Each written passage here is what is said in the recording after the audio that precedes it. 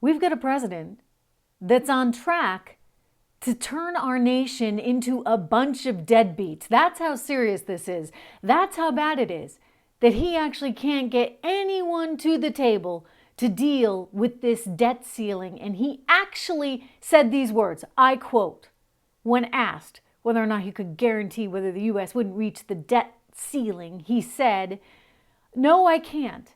That's up to Mitch McConnell.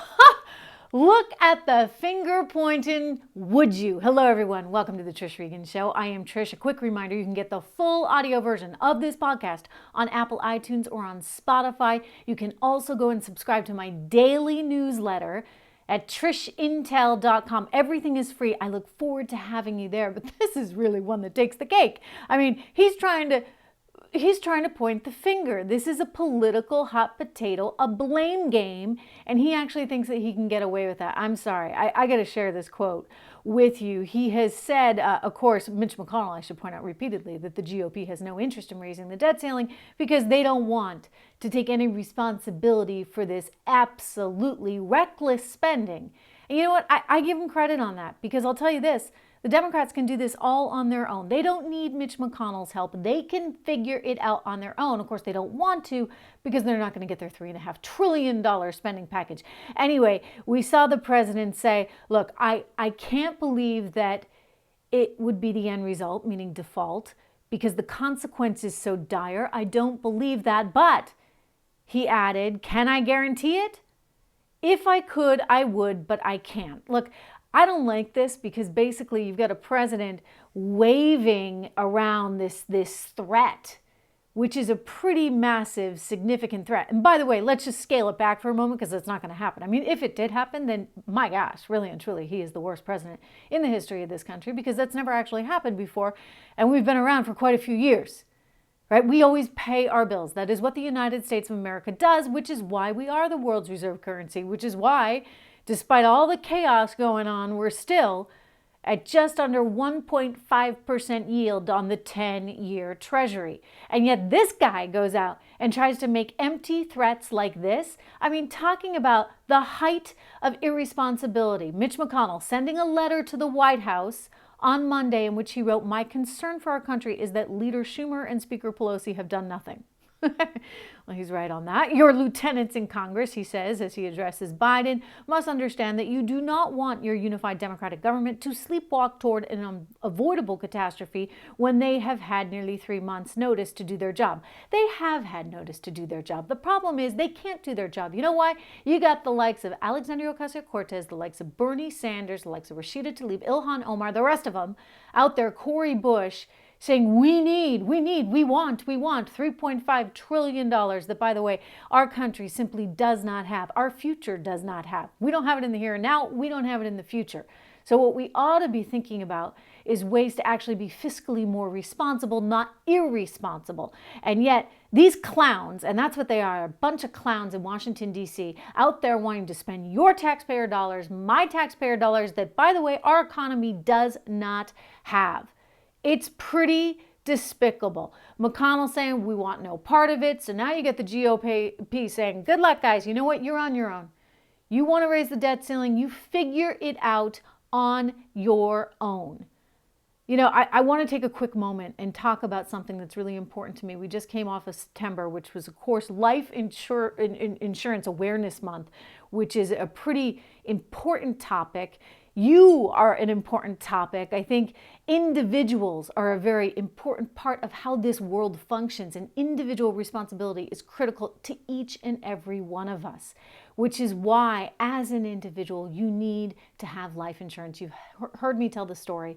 I tell it a lot about the family growing up nearby us back home in New Hampshire, and the father unexpectedly dropped dead of a heart attack one day and didn't have any life insurance. And the kids, the mother, they all went through such trauma. Obviously, you know, you're losing your father, you're losing your husband, and then simultaneously you have to deal with the stress, the financial stress of all of that. He was the main provider for the family. And so it was just an awful, awful, awful thing. And I remember it so vividly. I remember hearing my parents talking about how he didn't have life insurance. So I'm proud to talk about how important this is for you. I talked about it a lot during the month of September. I want to keep talking about it in October, even though we're not in Life Insurance Awareness Month, just because I want to remind you to do this. And I want to remind you that it's not that hard and it's not that expensive. And if you have anyone important in your life that is depending on you, even if it's not financially, even if it's emotionally, if they are dependent on you, then you need to do your part and make sure that they are taken care of in the event that you're not around. And so to do that, I want you to go and check out SelectQuote.com. SelectQuote.com, they've been in business for over 35 years. You know, more than 2 million families have trusted them to find quotes on insurance and to get them insurance. And they've got the technology to match you up with the right policy. They talk to all the big guys, all the big companies that can give you a life insurance quote, all go through SelectQuote.com. So they can access all of that and they're going to match you up. The quotes are free. So this is just one of those no-brainers. If you don't have it or if you think you need more, do check them out. The policies really, really are affordable. I don't want you to put it off anymore, not one more day, knowing what I know that family went through. Go to SelectQuote.com. Within minutes, you are going to have your free quote. Again, that's SelectQuote.com. SelectQuote.com. They shop, you save, a no-brainer. It's just what you have to do. By the way, did you see what happened to Facebook? My gosh. You know, I can't say I missed them much. You know, I really didn't. It was kind of nice to have a break. All the more reason, by the way, guys, go to TrishIntel.com. Go to my website directly. Make sure you're getting your news there every day. Sign up for the newsletter so you get it delivered right to your inbox. But, you know, look, I put a lot of these stories out that we cover on TrishIntel.com. I put the podcast out all on Facebook. But like I said, I can't say that I missed it very much. Facebook experienced a series of outages on Monday. And of course, this was coming on the heels of that 60 Minutes report, which came on the heels of the Wall Street Journal's numerous in-depth reports investigating the company. There was the whistleblower that came forward that basically said, look, this is a company that cares only about profit above all else. And the way the algorithms were designed, it was all to get you to feel something, right? So they want you to feel something, and if you feel something, then you comment, you have a reaction, and the algorithms then rewarded that because the thinking was, oh, well, people will spend more time on Facebook if they're feeling something, if there's an emotional response. And, you know, I don't really agree with that. I don't think you want all that anger and all that hostility and all those things that they sort of tried to cultivate, and you certainly don't want the effects that they had on teenage girls on Instagram. I mean, that's just really, really, really horrible. And they knew it. I mean, this is what's so horrible. Allegedly, I mean, if you listen to her, they knew it. And that's a problem. That's indeed a problem. So I think that this company is going to increasingly face a lot of challenges. I've said it before. I think it's too big for its own good. And I want you to think about it this way. I mean, imagine if you've got all these local newspapers out there, right? Consider me like one of those local newspapers. I'm a small publisher with TrishIntel.com, and we put out stories and we cover the news. And what if just one day the delivery trucks go down and that small town newspaper can't make it out, doesn't have any access, right, to the roads to actually deliver the news? I mean, you can have a room full of reporters sitting there reporting on the news, but if you don't have the delivery trucks, the delivery mechanism to get that news out, what then happens? I mean, there's a lot of consequences that I think that you can actually figure out, both from a freedom of speech side of things, in terms of a monopoly side of things. I think that the antitrust department could have a heck of a lot to do and that they should do when it comes to this company, because it has just gotten too big and they're controlling effectively all the delivery trucks. I mean, you have a few players that are in charge, and Facebook is one of the biggest. And it's not like they have the consumer's interest at heart. I mean, that's not the goal here. And think about it just this way for a second. Remember back in the days when you couldn't have a local newspaper and a local TV station owned by the same company? I mean, those rules have since changed. But nonetheless, there was a time when the thinking was that would be too much of a monopoly, right, on an opinion set.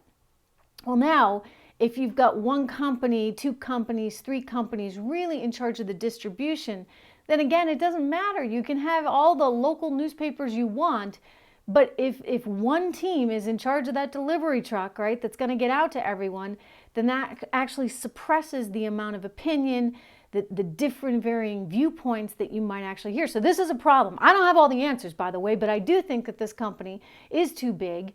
We need more competition and more mechanisms by which news can get out. And that's why, again, I encourage you to go to trishintel.com and sign up for my newsletter so you get that every single day delivered direct to your inbox. But simultaneously, it's got to be more than that, right? I appreciate you doing your part. I know that I do mine and I go to every source I can. But at some point, the government is going to have to step in here and figure this one out. Facebook, anyway, had a what I like to call, do you remember that book, Alexander's Terrible, No Good, Very Bad Day?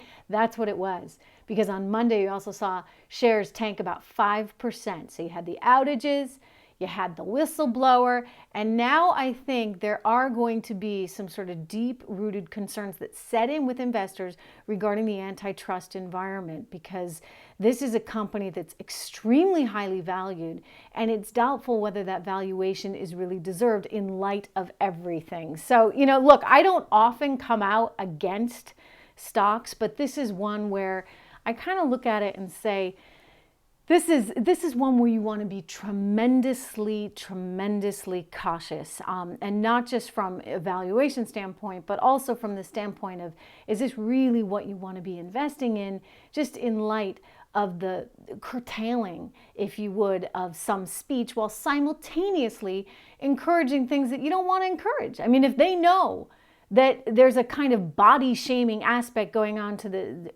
within the Instagram platform that's directed at young girls, I mean, who the heck wants to be part of that? I, for one, I put down my foot and say, no, thank you. No, thank you. Just a quick reminder, as I was saying, do make sure you subscribe to the newsletter. You can get that on trishintel.com. Very quickly, I just want to talk a little bit about these markets, because increasingly now, what I've been saying, of course, has been inflation. And now some key investors, including Jeremy Siegel from the Wharton School of Business, a pretty noted guy, they're now saying that inflation really could cut into earnings and valuations in a pretty significant way. And I just bring this up. I'm not that worried just yet, right? I mean, we still have treasuries at, barely 1.5%. So I'm not concerned about a mass rotation, but I am just watching this market a little more carefully. I don't love it as much as I did.